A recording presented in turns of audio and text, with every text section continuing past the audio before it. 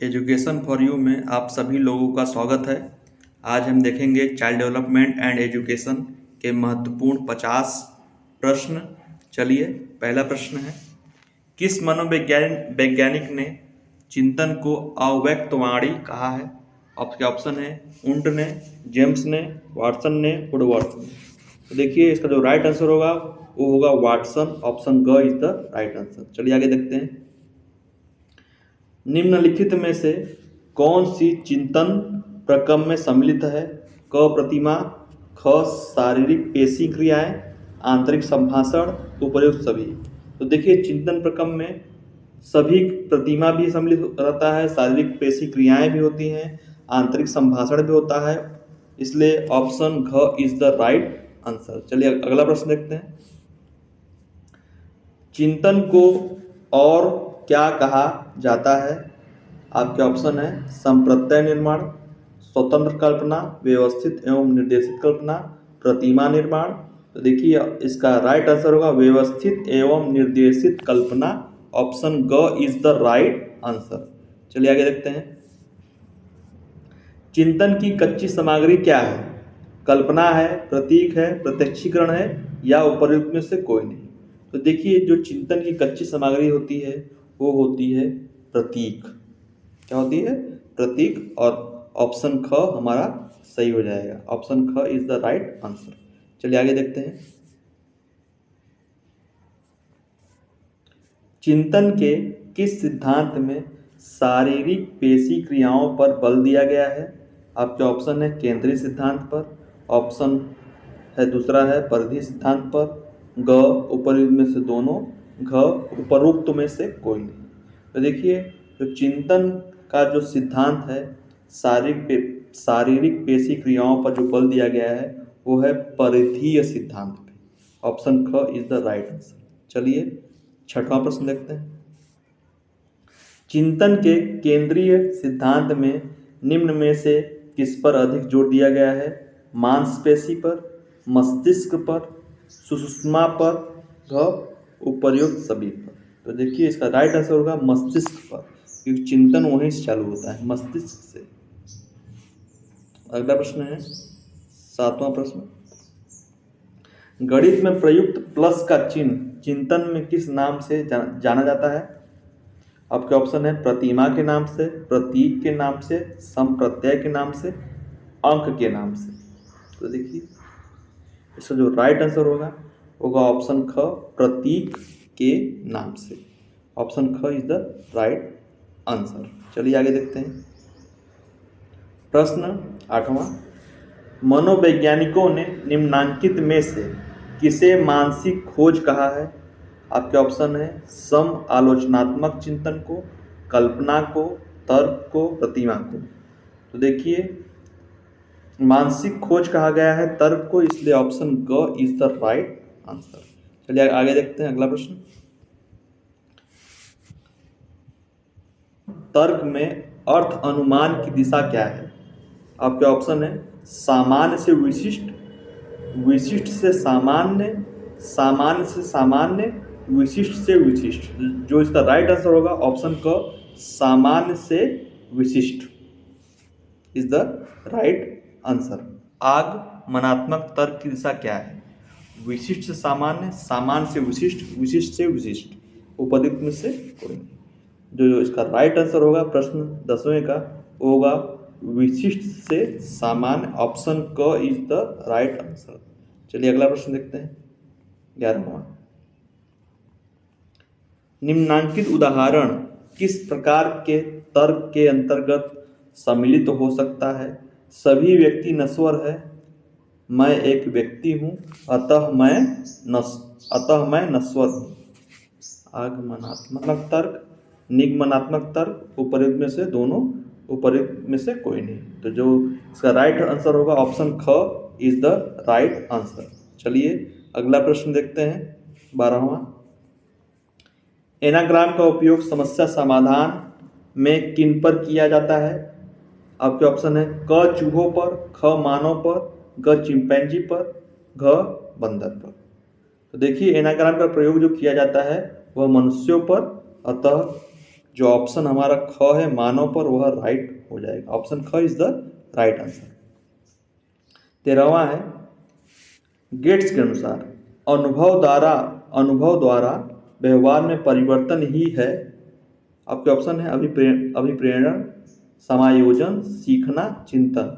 तो देखिए यह गेट्स की बहुत ही फेमस परिभाषा है जो इन्होंने लर्निंग के लिए दिया गया था, जिसको बोलते हैं सीखना। इसलिए ऑप्शन ग इज द हमारा राइट आंसर हो जाएगा, सीखना। चलिए अगला प्रश्न देखते हैं। सामान्यतः एक ऐसा प्रतीक है जिससे वस्तुओं की सामान्य विशेषताओं का पता लगता है। आपके ऑप्शन है क समस्या का, संज्ञानात्मकता का, संप्रत्यय का, गुण का। तो देखिए जो इसका राइट आंसर होगा संप्रत्यय। ऑप्शन ग इज द राइट आंसर। 15वां प्रश्न देखते हैं। मैं शिक्षा का मनोवैज्ञानिकरण करना चाहता हूँ। यह कथन निम्नांकित मनोवैज्ञानिकों में से किसी एक का है। चलिए देखते हैं आपके ऑप्शन। जॉन लॉक का है, मैकडूगल का है, Jean Jacques Rousseau, Johann Heinrich Pestalozzi. तो देखिए जो इसका राइट आंसर होगा वो होगा जॉन हेनरिक पेस्टोलॉजी। ऑप्शन घ इज द राइट आंसर। चलिए आगे देखते हैं। प्रश्न 15वां। मनुष्य की बुद्धि के आगे की पीढ़ियों में संक्रमित होती है का कार्य इस जन्मजात योग्यता के विकास के लिए उपयुक्त परिस्थितियों का निर्माण करता है। आपके ऑप्शन है क्षेत्र का, मौसम का, पर्यावरण का, जलवायु का। तो देखिए जो संक्रमित होती है, पीढ़ियों में संक्रमित होती है, जन्मजात योग्यता होती है, वो इसका जो राइट आंसर होगा पर्यावरण। ऑप्शन ग इज द राइट आंसर। चलिए आगे देखिए प्रश्न 17वां जो है देखते हैं। निम्नांकित कथनों में से कौन सा कथन उपयुक्त नहीं है। आपके ऑप्शन है क वंशानुक्रम को माता पिता से संतान में गुणों का संचरण माना जाता है। विकास प्राणी और उसके पर्यावरण की अंतःक्रिया का परिणाम है। वंशानुक्रम व्यक्ति की जन्मजात विशेषताओं का शोधन है। माता पिता को शारीरिक मानसिक विशेषताओं का संतानों में संचरित होना वंशानुक्रम कहा जाता है। तो देखिए इसमें जो कथन उपयुक्त नहीं है वो है वंशानुक्रम व्यक्ति की जन्मजात विशेषताओं का शोधन है। ऑप्शन ग इज द राइट आंसर। चलिए आगे देखते हैं। जब व्यक्ति दिए गए तथ्यों में अपने ओर से नया तथ्य जोड़कर एक निश्चित निष्कर्ष पर पहुंचता है तो इस प्रकार के चिंतन को कहा जाता है। आपके ऑप्शन है वादी चिंतन, सृजनात्मक चिंतन, अभिसारी चिंतन, उपर्युक्त में से कोई नहीं। तो देखिए जैसे कुछ नया है या नया जोड़कर कहीं भी आता है तो वह सृजनशीलता को दर्शाता है, इसलिए सृजनात्मक चिंतन हमारा ख option is the right answer. चलिए प्रश्न 19। निम्नलिखित में से कौन सी विशेषता सीखने से संबंधित नहीं है। आपके ऑप्शन है व्यवहार में स्थायी परिवर्तन, नवीन प्रक्रियाओं को अर्जित करना, उद्दीपक अनुक्रिया के मध्य साहचर्य, प्रशिक्षण व निरीक्षण पर आधारित होना। तो देखिए जो इसका राइट आंसर होगा ग उद्दीपन अनुक्रिया के मध्य असाहचर्य। ऑप्शन ग इज द राइट आंसर। चलिए आगे देखते हैं। प्राचीन अनुबंधन का सर्वप्रथम अध्ययन किया वाटसन ने, पैलाव होगा वहाँ पे, स्किनर ने, टॉलमैन ने। तो देखिए इसका जो राइट आंसर है वो होगा पैलाव। ऑप्शन ख इज द राइट आंसर। जैसे पावलो है वो, ठीक है। अनुबंधन के पिता किसे कहा जाता है। फादर ऑफ कंडीशनिंग, कोहलर को, कोप्का को, वर्दीमर को, पैलाव को। इसका ऑप्शन होगा पावलाव। ऑप्शन घ इज द राइट आंसर। चलिए आगे देखते हैं। अनुबंधन क्या है। साहचर्य स्थापित होना, व्यवहार में परिवर्तन होना, नई परिस्थितियों में सामंजस्य अभ्यास द्वारा सीखना। तो देखिए जो अनुबंधन होता है उसमें एक साहचर्य स्थापित होता है, इसलिए ऑप्शन क इज द राइट आंसर। चलिए आगे देखते हैं। पावलोव ने कुत्ते की डैश निकलने वाले लार को एकत्र किया। क आपके ऑप्शन है थायराइड ग्रंथि से, पेरोटिड ग्रंथि से, पिट्यूटरी ग्रंथि से, थायराइड ग्रंथि से। तो आपके ऑप्शन है ऑप्शन ग is the right answer, pituitary ग्रंथि, पीयूष ग्रंथि से बोलते हैं हम लोग। 24 पावलोव ने प्रयोग में यूसीआर तथा सीआर संबंधित थे भोजन से, घंटी से, लार से, नली से। तो देखिए यूसीआर मतलब है अनकंडीशनल रिस्पांस और सीआर से है कंडीशनल रिस्पांस। तो देखिए इसका संबंध था लार के बहने से, जब कुत्ते पे पावलोव ने प्रयोग किया था। चलिए आगे देखते हैं प्रश्न 25। निम्नलिखित में से कौन सी एक मुख्य प्रक्रिया नहीं है जिसके द्वारा सार्थक अधिगम घटित होता है? आपके ऑप्शन है पुनरावृत्ति व अभ्यास, निर्देश एवं संचालन, अन्वेषण एवं पारस्परिक क्रिया, कंठस्थीकरण एवं स्मरण। तो देखिए इसका जो राइट आंसर हो जाएगा वो होगा निर्देश एवं संचालन, ऑप्शन ख इज द राइट आंसर। बाल विकास के अंतर्गत सामान्यतः अध्ययन किया गया है शैशवावस्था के दौरान होने वाले जैविक तथा मनोवैज्ञानिक परिवर्तन का, जन्म से बाल्यावस्था तक होने वाले जैविक मनोवैज्ञानिक परिवर्तनों का, जन्म से लेकर किशोरावस्था तक होने वाले सामाजिक परिवर्तन का, जन्म से लेकर किशोरावस्था के अंत तक होने वाले जैविक तथा मनोवैज्ञानिक परिवर्तन का। तो देखिए जो आपका राइट ऑप्शन होगा ऑप्शन घ इज द राइट आंसर। चलिए आगे देखते हैं प्रश्न 27। 20वीं शताब्दी को बच्चों की शताब्दी किसने कहा था? आपके ऑप्शन है क्रो एंड क्रो, पावलोव ने, स्किनर, टॉलमैन ने। तो देखिए क्रो एंड क्रो ने कहा था कि 20वीं शताब्दी बच्चों की शताब्दी है, इसलिए ऑप्शन क इज द राइट आंसर। चलिए आगे देखते हैं। प्रत्ययों का बनते रहना एक प्रक्रिया है अनियमित, नियमित, सामयिक, संचयी।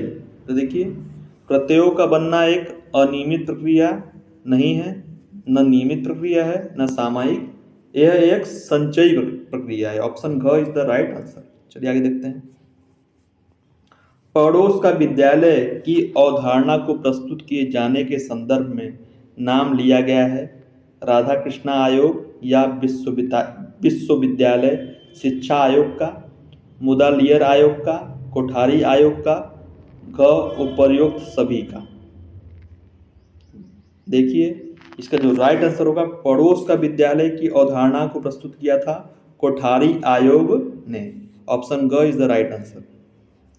पुरस्कार किस प्रकार की अभिप्रेरणा है? धनात्मक एवं प्रत्यक्ष, धनात्मक एवं अप्रत्यक्ष, ऋणात्मक एवं प्रत्यक्ष, ऋणात्मक एवं अप्रत्यक्ष। देखिए पुरस्कार एक प्रकार से धनात्मक और प्रत्यक्ष अभिप्रेरणा है, इसलिए ऑप्शन क इज द राइट आंसर। चलिए आगे देखते हैं। निम्नांकित में से कौन सा आंतरिक अभिप्रेरणा का उदाहरण नहीं है? ऑप्शन है दुश्चिता, उपलब्धि की आवश्यकता, आकांक्षा का स्तर, प्रशंसा। देखिए इसका जो राइट आंसर होगा वो होगा दुश्चिता, ऑप्शन क इज द राइट आंसर। चलिए आगे देखते हैं। स्टर्नबर्ग द्वारा प्रतिपादित बुद्धि के त्रितत्व त्रिशाखी सिद्धांत के अनुसार निम्नांकित में से कौन सा एक शामिल नहीं है? तो आपके ऑप्शन है सृजनात्मक बुद्धि, सांगीतिक बुद्धि, प्रायोगिक बुद्धि, विश्लेषणात्मक बुद्धि। तो इसका ऑप्शन राइट हुआ ऑप्शन ख सांगीतिक बुद्धि। अगला है प्रश्न 33। अभिप्रेरणा के मूल प्रवृत्ति सिद्धांत के प्रतिपादक का नाम है William McDougall, Claude L Hull, Edward L Thorndike, Sigmund Freud. तो देखिए विलियम मैकडूगल द्वारा मूल प्रवृत्ति के सिद्धांत दिया गया था, इसलिए ऑप्शन क इज राइट आंसर। चलिए अगला प्रश्न। अंतर्राष्ट्रीय मातृभाषा दिवस को मनाए जाने की तारीख है 2 फरवरी, 21 फरवरी, 28 फरवरी, 10 दिसंबर। तो देखिए अंतर्राष्ट्रीय मातृभाषा दिवस जो मनाया जाता है वह 21 फरवरी, ऑप्शन ख इज द राइट आंसर। चलिए आगे देखते हैं।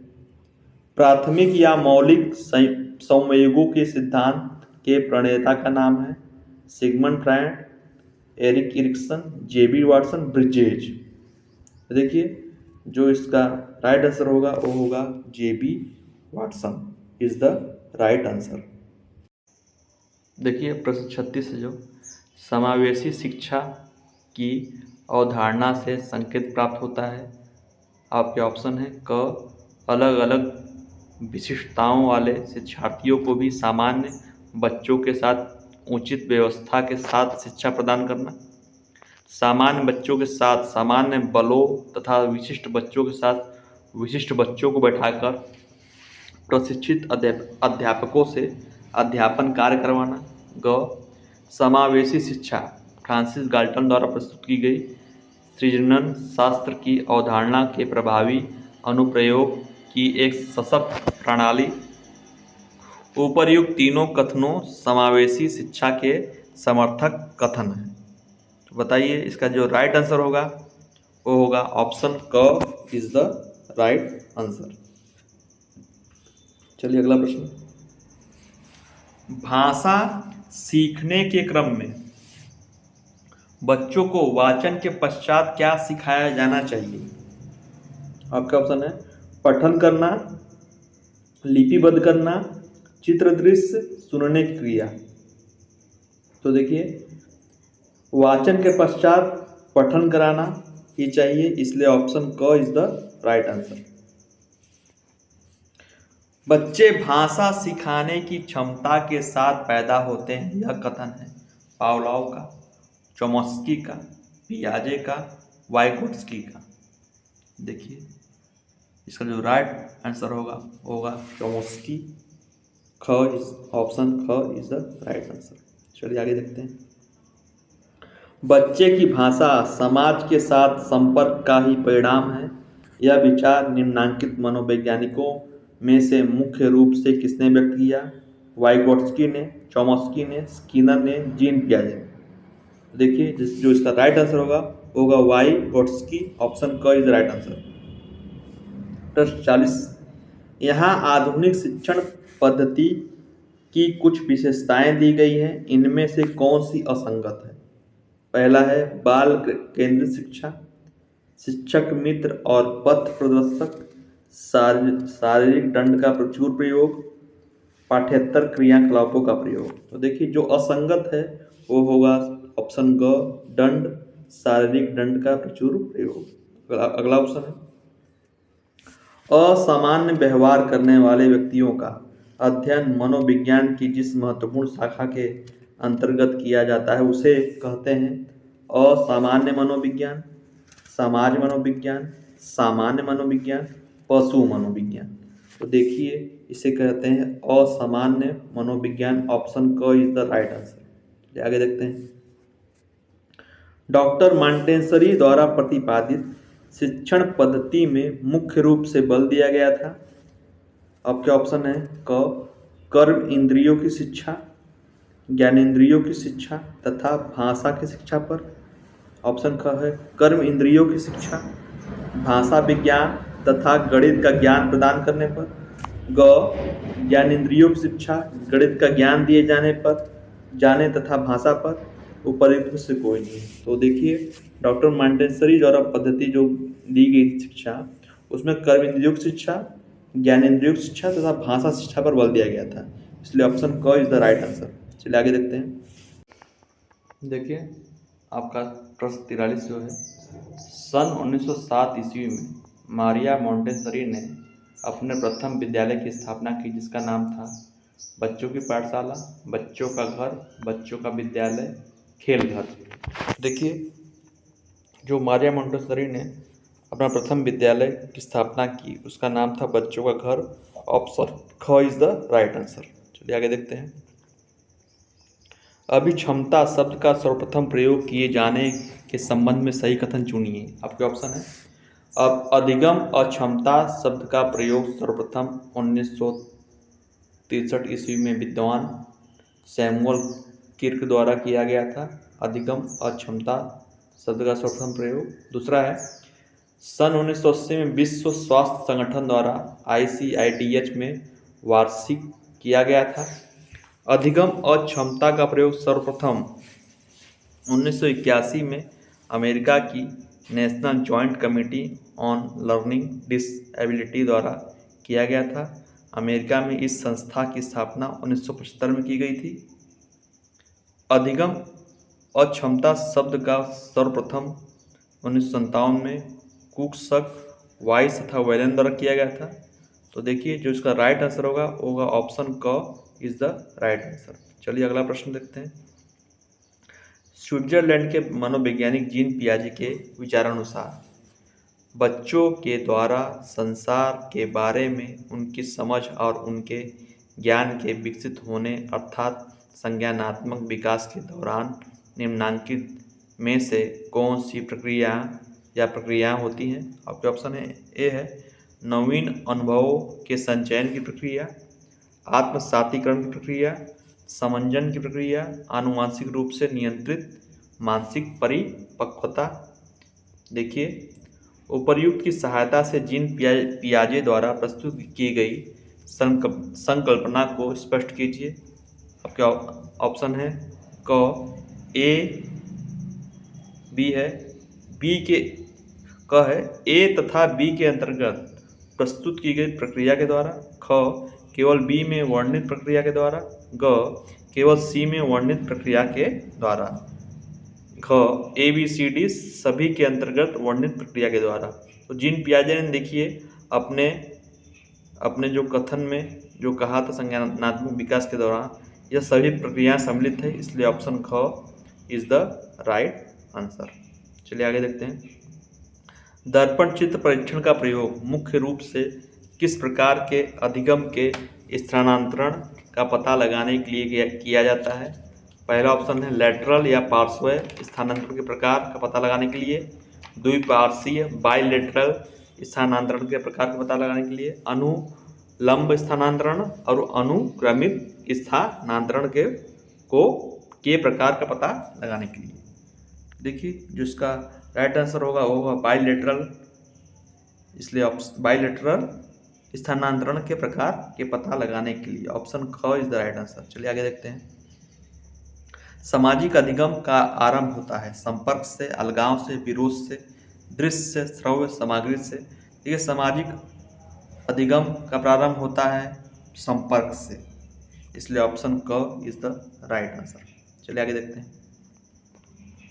निम्नांकित पुस्तकों में से किसी एक पुस्तक की रचना BF स्किनर ने नहीं बल्कि क्रमबद्ध व्यवहार सिद्धांत के प्रतिपादक क्लार्क एल हल ने की थी। आपके ऑप्शन है science and human behaviour, verbal behaviour, the development science and adolescence, A behaviour system. तो देखिए ऑप्शन घ होगा ए बिहेवियर सिस्टम, ऑप्शन घ इज द राइट आंसर। चलिए 49वां प्रश्न। क्लार्क एल हल एल विश्वविद्यालय में मनोवैज्ञानिक के प्रोफेसर बनने से पूर्व थे एक शारीरिक वैज्ञानिक थे, एक वैज्ञानिक थे, एक पादरी थे, एक इंजीनियर थे। तो देखिए जो क्लार्क हल थे वह एक इंजीनियर थे, ऑप्शन ख इज द राइट आंसर। चलिए लास्ट प्रश्न आज का है। प्रतिस्थापन सिद्धांत के प्रतिपादक गुथरी ने निम्नांकित में से किस जानवर पर प्रयोग करके उसके द्वारा किए जाने वाले व्यवहार को रूढ़िबद्ध व्यवहार कहा है। चूहों पर प्रयोग करके, कबूतर पर प्रयोग करके, बिल्ली पर प्रयोग करके, जंगली कबूतर पर प्रयोग करके। तो देखिए जो गुथरी ने प्रयोग किया था वह बिल्ली पे किया था, इसलिए ऑप्शन ग इज द राइट आंसर। आज के हमारे जो 50 प्रश्न थे ख़त्म हो गए हैं। अब आने वाले वीडियो में अगले टॉपिक से आपको मिलेंगे। तब तक के लिए जय हिंद, जय भारत। आपका दिन शुभ रहे।